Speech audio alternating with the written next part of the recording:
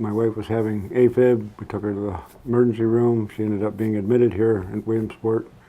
A couple hours later, they came in and said that she was released to go home, and she'd been through enough hospital time that she was ready to go home.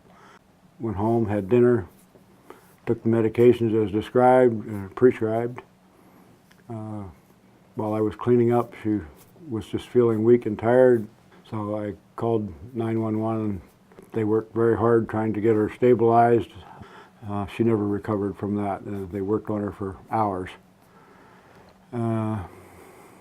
When she'd passed, about 3 days later, I get a letter from the hospital saying that they'd made a mistake and that the problem wasn't, I guess, a natural occurring event. They didn't really admit anything other than that there was a medical error.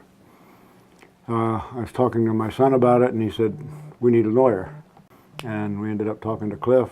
Cliff called me back, and we went through it over the phone and said that, you know, we thought it was worthwhile we get together and try to decide what we want to do.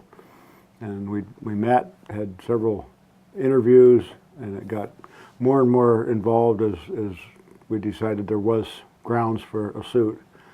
And his staff was just amazing, keeping me informed all the time. His Laurie, the paralegal, was constantly in touch with me by email or telephone, letting me know what was going on and what, if anything, they needed. And it just kept flowing. They interviewed me and other family members, church members, friends. They made a tremendous video of how this whole thing affected me and my family. They just went to all kinds of lengths to make sure that everything was accurate, and they did way beyond my expectations. Unfortunately, they can't actually direct the hospital to operate in a certain way, but they certainly went beyond what I expected for a settlement. I could not have been happier about that.